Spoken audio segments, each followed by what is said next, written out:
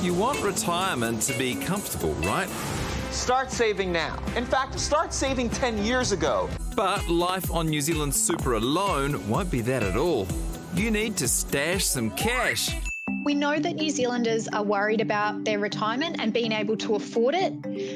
The numbers tell us that they're right to be concerned. We've had 15 years of KiwiSaver, yet 40% of us have a balance of less than $10,000. Not enough savings means a life without choices. It potentially means living or falling below the poverty line. Not owning your own home is a disadvantage if you don't have a level of savings that is going to cover your rent over your lifetime. The gender pay gap has done its thing. Men have 20% more retirement savings than women. We know this is because women get paid less and spend less time in the workforce. If you find yourself single later in life, that can be a big disadvantage. Let's look at a few scenarios. Now, these numbers include New Zealand Super, and in each, these Kiwis are paying 3% of their income into their retirement fund, and they're living until they're 90. As if. Frankie is 23. They are single and have the average for their age group saved, that's $8,000. At 38, they might buy a house. Their projected KiwiSaver balance at 65 is $350k. That gives them $1,100 a week to live off. Ishani is 36. She's married and has 26k saved. Her husband has 20% more saved just because he's a dude.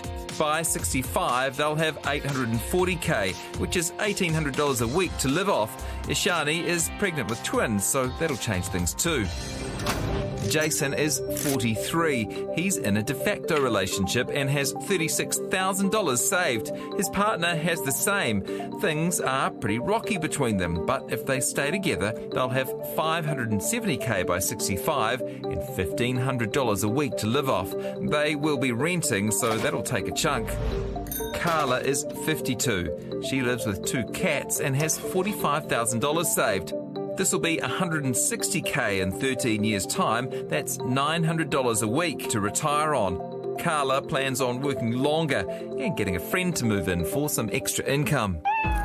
But according to Massey University, those savings won't be enough. They say a retiring couple relying only on New Zealand superannuation need to have saved $809,000 to fund a life in the city. Those in the provinces will need just $511,000. If you're worried about your retirement savings, the best approach is to understand where you are now and then make sure that your risk settings and your savings rate is high enough for what you're aiming for. When you take control of your financial situation, you feel better about it. Wow.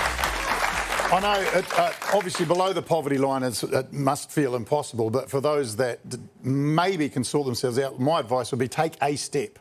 Go to the website, sort it. It's a government site, so they're not going to try and sell you anything, but go there, take a step, you know. I know it's hard, I know people don't like doing it, but take a step. Like exercise, once you start, maybe it'll continue. Yeah. I was a person that would have watched a story like that 5 years ago and just gone, I hate it so much. It honestly used to make me feel genuinely nauseous. But I did take that step. I actually did check out Sorted, and I peeked between my fingers and looked at my KiwiSaver.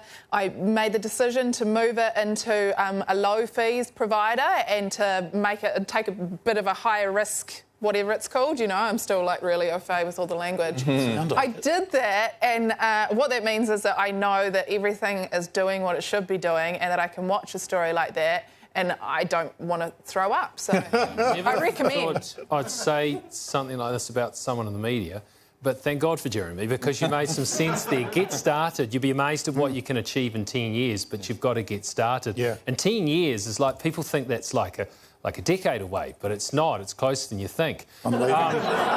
But if this is about raising what's in our KiwiSavers at the end of the day, please stop vilifying the unethical ones, the ones that go gangbusters, like guns. And if you were investing in oil right now, you'd be making a killing. You really would. I know that you know this, Mark, that if you invest in oil, we might not have a future to spend our retirement savings. It'll just be a little smoggier. And also, Mark, you're on TV and radio. You are the media. Stop pretending you're not. I'm actually going to leave. I feel my broadcasting career has peaked. Mark gave me a compliment.